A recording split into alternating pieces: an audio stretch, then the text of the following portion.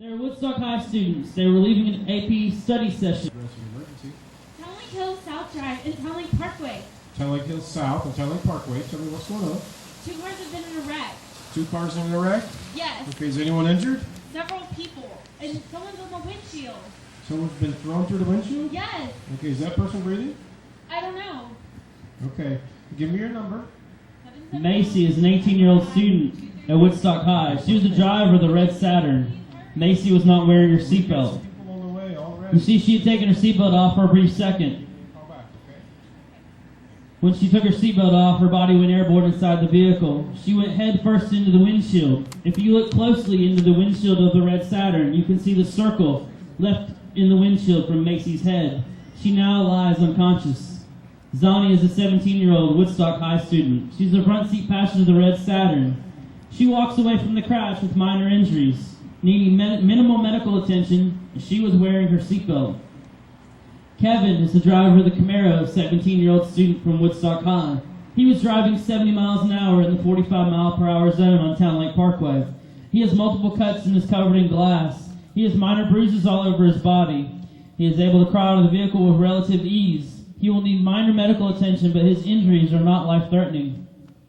Lauren is the backseat passenger of the red Saturn and is a 17-year-old student from Woodstock. She's found to be unconscious with a severe head injury, multiple fractures, and a collapsed lung. She's in critical condition. The impact with the other car threw Lauren around like a rag doll in the car. Her chest has severe trauma, and she has damaged her lungs. She will need immediate care from the emergency crews once they arrive. Maddie is the backseat of the Camaro. She's a 17-year-old Woodstock High student. Maddie was not wearing her seatbelt. She had taken it off for a brief moment to reach her phone that had fallen on the floor. It will be that moment that will change her life forever. You see, without her seatbelt on, her body went airborne inside the car. She hit her head on the roof. The impact broke her neck. Her body now lies lifeless in the car that has become her coffin. Jonathan is the backseat passenger of the Camaro. He's an 18-year-old student at Woodstock. He was not wearing a seatbelt and hits the headrest. He was then thrown backwards into the back hatch. His body lands half out, half in the car. He is in critical condition. Jonathan has what's known as a C5 fracture in his neck. This will leave him a quadriplegic for the rest of his life. He will never be able to walk, nor have the use of his arms and hands again. In addition to his neck injury, he also has a severe head injury. Amir is the backseat passenger of the Camaro. He is an 18-year-old student from Woodstock High. He is lucky to be alive and amazingly only has minor injuries. He is able to free himself from the crash and is shocked to see his friends, who just moments ago were happy and having a great time. Brooke is the front seat passenger of the Camaro. She's a Woodstock High student. She was not wearing her seatbelt. She was turned around talking to her friends and her boyfriend that were in the back seat of the Camaro. Amir insisted that she sit up front. She was thrown through the windshield, and now her body rests on the front of the car. During the collision, major artery in her neck was severed. She will bleed out within a matter of minutes. Brooke actually survives the initial impact of the crash. However, her blood loss is so severe that her life will be lost before the firefighters can arrive. Amir tries to encourage the love of his life to stay alive, but to no avail. She dies with her boyfriend by her side. Amir will be forever tormented with the decision to not let Brooke sit in the back with him. Kara is a backseat passenger of the red Saturn and is a 17-year-old junior at Woodstock. She's considered a critical patient. Kara is unconscious and covered in blood. Kara ruptured her spleen and liver during the impact. She did not have her seatbelt on and now has severe abdominal injuries. She is, however, luckily still alive. Jeff is the backseat passenger of the red Saturn. He's a 17-year-old student, and that is where his life will stop. Jeff will never see his 18th birthday. Jeff tore what's called his aorta. The aorta is a large artery that feeds the heart blood. A torn aorta means that he has lost all of his blood internally. There will be no obvious blood loss. He dies upon impact. Jeff was not wearing a seatbelt. Once the police officers arrive, their primary objective after ensuring the victims are tended to is to protect the crash scene. They must consider the safety of the victims, rescue workers, and the bystanders. They will also conduct a thorough investigation of the scene, collecting evidence, making measurements, and taking photographs. They must determine the cause of the collision and file the correct charges against the driver.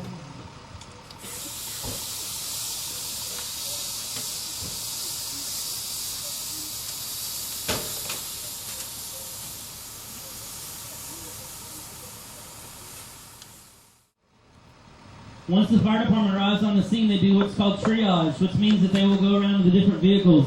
They'll check the different victims and see who's a viable patient and who's not, who's dead, who's unconscious, and what the different injuries are to those patients. The patients who are dead, they will obviously cover up with a sheet and not do anything with them until the coroner arrives. The patients who are traumatic, they will start emergency care and start working on those patients to get them out of here.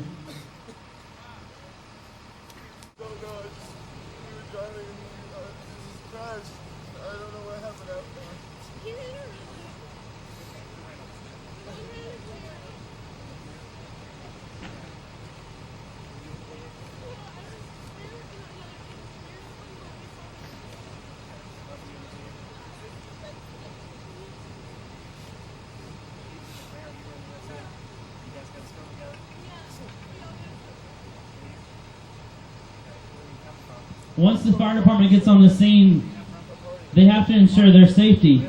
A lot of people say the fire department moves slow. When they start cutting people out of a car, it's not like cutting a piece of paper with a pair of scissors. The jaws of life are very cumbersome, very heavy, and they don't work. They work fast, but they don't work as fast as a piece of paper and a pair of scissors. They have to ensure their safety first. If they're not safe and they become injured on an accident scene like this, now that we'll have to call another fire truck to come help them. So their safety is of the utmost importance, as well as everybody else around them. Lauren is unconscious and has a massive head injury. Lauren is on the verge of death and gasping to breathe.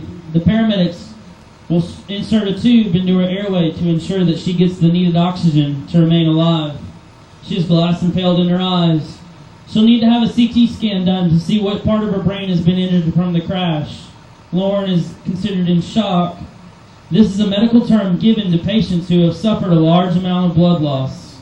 If she does not reach a trauma center within 30 to 45 minutes, she could die. She is one of the many priorities for the paramedics. Lauren will need to be transported to a trauma center.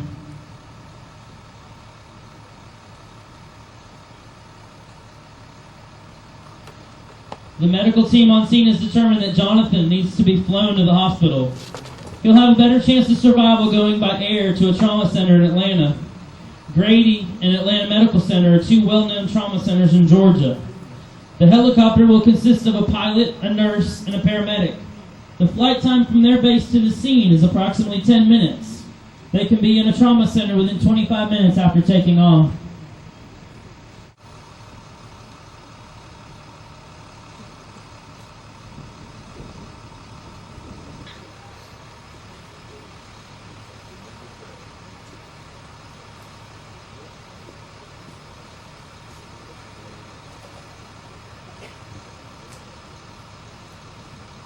Kara and Jonathan are both considered critical patients and will get care on the scene first. The medical team will put cervical collars on the patients to prevent them from damaging their spines any more than they already have. The patients will be placed on long spine boards and strapped down to keep their spines straight. Kara continues to lose large amounts of blood into her abdomen from a ruptured spleen and liver. She is still unconscious. The medical team will start IVs on her with bags of fluid hanging to keep up with the blood loss. Upon arrival at the ER, she'll be quickly evaluated and prepared for surgery. Before going to surgery, an MRI will be done to see what part of her abdomen the blood is coming from. Within an hour, she will be in surgery. While there, a surgeon will cut her abdomen open and either repair or remove her spleen, as well as repair her liver. An orthopedic will be called in to insert metal pins in her arms and legs. He will also fix the other broken bones from the crash. In approximately 4 to 6 hours, she should be in intensive care.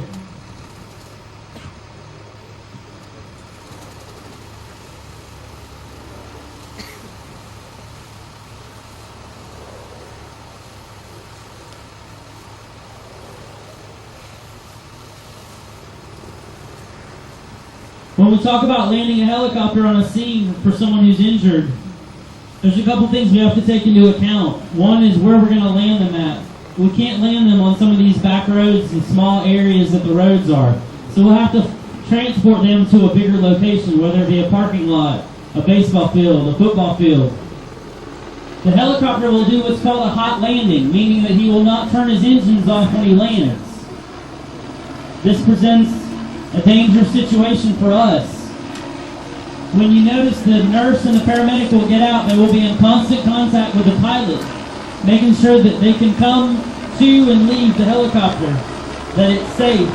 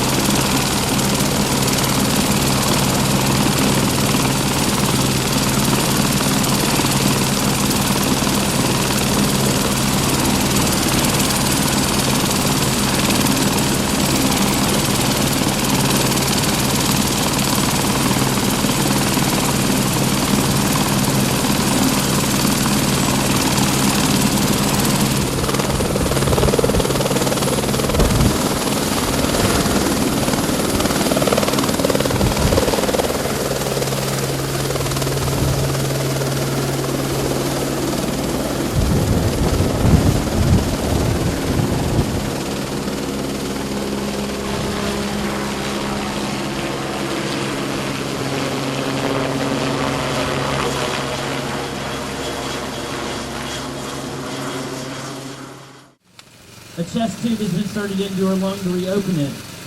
This will make it easier for the machine to give her life-saving oxygen. She'll be quickly evaluated and prepared for surgery. Within an hour, she'll be in surgery. While there, a surgeon will repair her broken leg.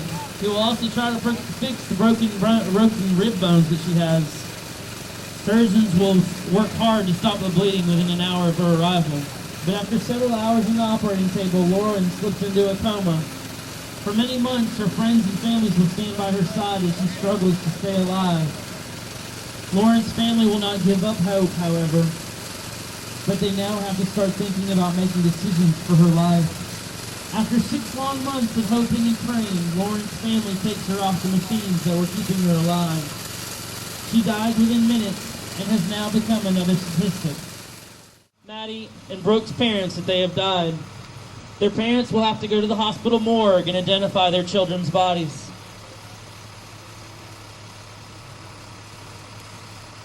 The coroner has also been called.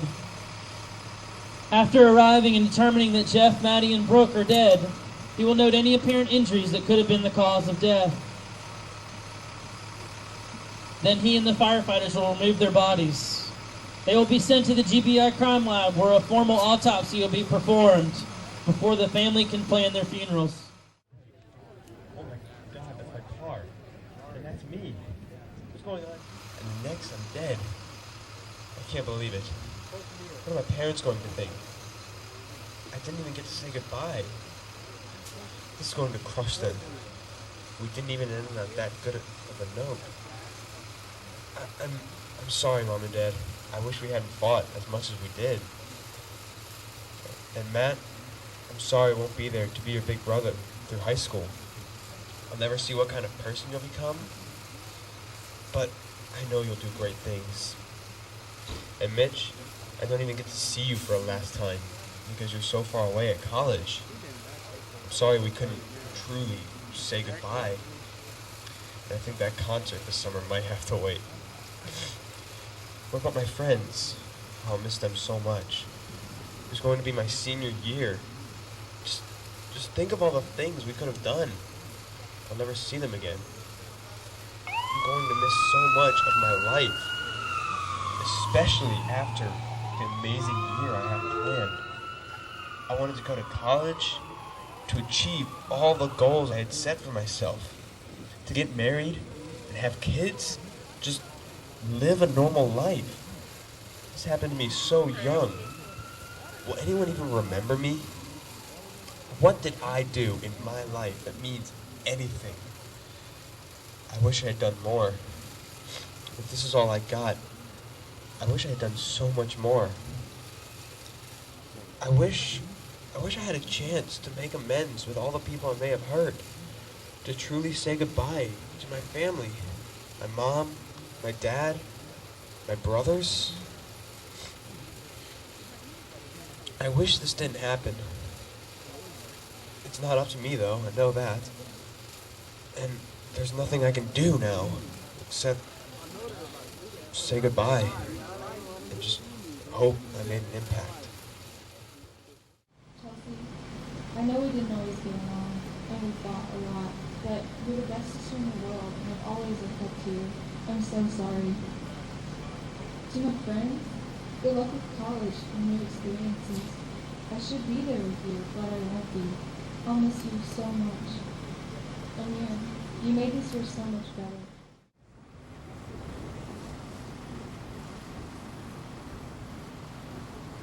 I just want to go back and change all this. I was supposed to graduate. I had a softball scholarship to go to college. I just signed last week. My life was just getting started. Dad, I'm sorry you will never get